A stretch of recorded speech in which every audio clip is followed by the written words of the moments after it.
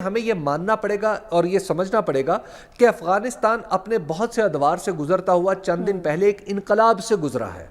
میں اس انقلاب کی اگر وقت ہوتا تو میں آپ کو ڈیٹیل سے میں لکھوں گا اس پہ انشاءاللہ عزیز کہ وہ چھوٹے چھوٹے واقعات لوگوں نے کیسے دیکھے. اگر ان کی جگہ آپ سوچیں کہ اگر میں ہوتا یا کوئی اور ہوتا تو وہ کیا سوچتا. تو اس پورے مسلسل ایک ایگنی سے ایک سوسائٹی گزری ہے. تو وہ سوسائٹی کے اندر وہ جو خدشات کی کیفیت ہے وہ تو یس نظر آتی ہے. حبیب صاحب، آپ نے بیرونی چیلنجز کی بات کی. ایک اور چیلنج بھی طالبان حکومت کے سامنے ہے.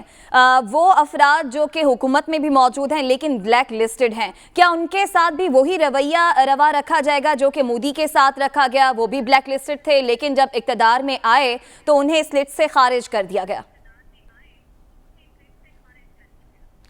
دیکھیں، یہ کہنا ابھی بہت مشکل ہے.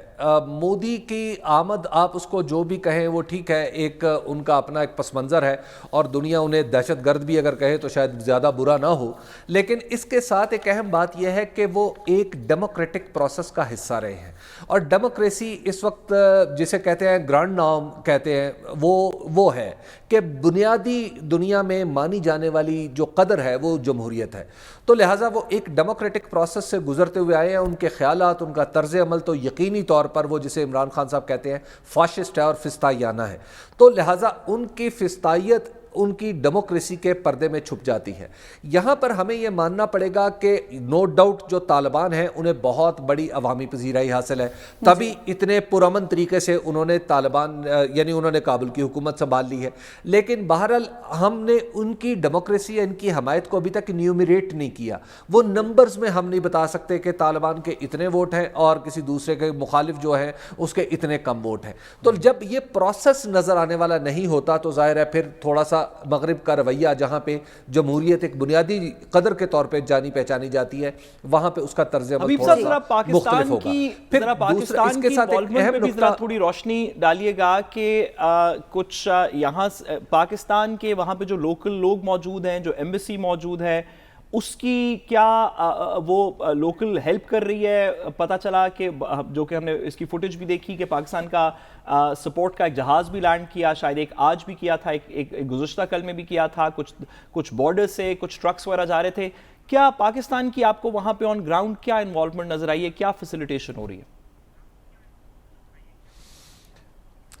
دیکھیے سعد، بڑی دلچسپ بات میں آپ کو بتاؤں کہ آج جب میں ایمبیسی میں گیا اور جب آپ کابل میں آتے ہیں تو کابل میں آ کے آپ کو اندازہ ہوتا ہے کہ پاکستان کی ایمبیسی کتنا بڑا کام کر رہی ہے اور بالخصوص یہاں کے سفیر صاحب کتنا بڑا کام کر رہے ہیں. ان کے ساتھ جو ان کی سپورٹ ٹیم ہے، یہاں کے ڈپٹی جو ہیڈ آف مشن ہے وہ کیسے کام کر رہے ہیں، اسی طرح پولیٹیکل لوگ کیسے کام کر رہے ہیں، میڈیا کے لوگ کیسے کام کر رہے ہیں.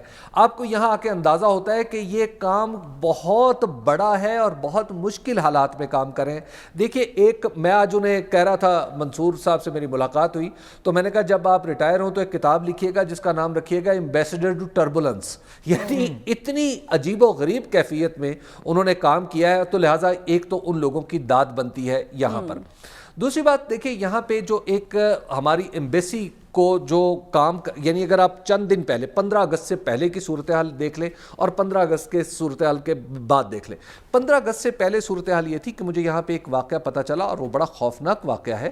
وہ یہ ساتھ کہ ہماری ایمبیسی کی لال نمبر پلیٹ کی گاڑی جس کا دنیا بھر میں احترام کیا جانا چاہیے، جس طرح ہم اپنے پاکستان میں تمام سفراء کی اور سفارت خانوں کی گاڑیوں کا احترام کرتے ہیں، اس گاڑی کو باقاعدہ طور پر این ڈی ایس کے لوگوں نے گھیرے میں لے کے ٹکرے ماری اپنی گاڑیوں سے.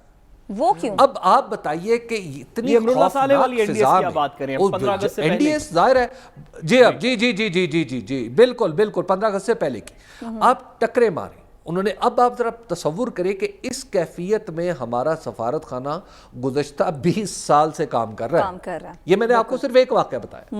اس کے بعد آپ کا نکلنے پہ پابندیاں، اگر آپ نکل رہے ہیں، اگر آپ کسی سے ملنے چلے گئے ہیں تو اس کے اوپر اس کو اتنا تنگ کرنا شروع کر دیں کہ کوئی آپ سے مل نہ سکے. تو لہٰذا ہمیں تو یہاں پہ پاکستان کو ایک دشمن ملک سمجھ کے گزشتہ 20 سال ٹریٹ کیا جاتا رہا.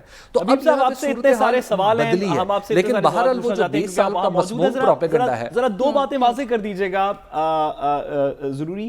ایک کابل ایئرپورٹ کے اوپر کچھ پچھلے 48 گھنٹے کے اندر کافی بات ہو رہی ہے کہ قطر کی کچھ انوالومنٹ کے ساتھ کابل ایئرپورٹ کو شاید کچھ پاکستان کی بھی انوالومنٹ ہو، بیک اینڈ پہ شاید یونائٹڈ اسٹیٹس بھی ہو، کہ اس کو آپریشنل بنایا جا رہا ہے اور کچھ فلائٹس وہاں سے شروع ہو گئی ہیں یا ہونے والی ہیں. ایک ذرا اس کا بھی واضح کیجیے گا، اور اسی سے کنیکٹڈ کہ کیا کابل ایئرپورٹ کے تھرو جو کل کی سیرمنی ہے جس میں گرد و نواح کے ممالک کو انکلوڈنگ رشیا کو بھی بلایا ہوا ہے طالبان نے، اس میں کیا آج سفیر کچھ لوگ آ چکے ہیں؟ کوئی اس کے اوپر انفارمیشن ہے کہ کل کی سیرمنی میں کیا کون سی دنیا کے جو دیگر ممالک ہیں ان کے سفراء شامل ہوں گے؟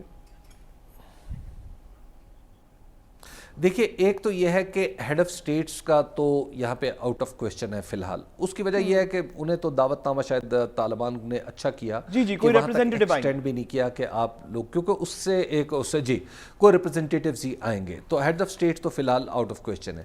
لیکن یہاں پہ اس وقت 6 ملکوں کے سفیر ہیں پاکستان سمیت، چین بھی ہے، روس بھی ہے، امارات کے قطر کی بھی ایمبیسی کام کری ہے اگرچہ اس کا سفیر موجود نہیں ہے. تو لہٰذا یہاں پہ جو ایمبیسی کا سٹاف ہے وہ تو ظاہر ہے اس کو بلایا جائے گا، لیکن اب تک تادم گفتگو اس طرح کی باقاعدہ کوئی انویٹیشن ایکسٹینڈ نہیں کیا گیا. لیکن یہ بہرحال ڈپلومیٹک کمیونٹی میں یہ بات ہو رہی ہے کہ اب بلایا جائے گا، لیکن وہ ہو سکتا ہے کہ عین موقع پہ بلایا جائے، کیونکہ ظاہر ہے جلدی پہنچا جا سکتا ہے، یہ وی آئی پیز ہیں. تو اس میں بلانے یا نہ بلانے سے زیادہ اہم بات یہ ہے کہ کیا اس حکومت کو کل کے بعد ریکگنیشن کے راستے پہ یہ حکومت آ جائے گی.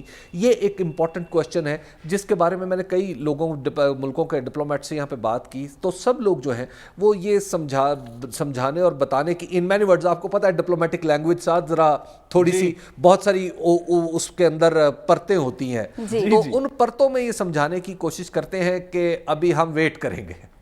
اور ایئرپورٹ کا بھی ذرا واضح کر دیجیے گا حبیب صاحب، ایئرپورٹ کی کیا سچویشن؟ سوری ربا، ایئرپورٹ کی کیا سچویشن؟ ایئرپورٹ کا جو معاملہ ہے جو وہ ترکی کا اور قطر کے درمیان، معاف کیجیے گا، ترکی اور قطر ان دونوں نے مل کے آپس میں جو کچھ ارینجمنٹ کی ہے یہاں پہ، اور جو کابل ایئرپورٹ کو آپریشنل کرنے کی کوشش کر رہے ہیں. یہاں سے ایک پرواز اگرچہ گئی بھی ہے، لیکن اگر آپ یہ کہیں کہ ایئرپورٹ پوری طرح آپریشنل ہو چکا ہے کہ یہاں پہ ہر قسم کی پروازیں اتر سکیں، تو میرا خیال ہے کہ وہ ابھی کہنا تھوڑا سا قبل از وقت ہوگا، اس کو چند دن لگیں گے. لیکن بہرحال جو طالبان گورنمنٹ جو نہیں بن رہی ہے اس سے پہلے، یعنی اپنی گورنمنٹ کی فارمیشن سے پہلے بھی کابل ایئرپورٹ کو رواں رکھنا ان کے ایجنڈے میں اگر سر فہرست چند چیزیں ہیں تو ان میں سے ایک یہ ہے.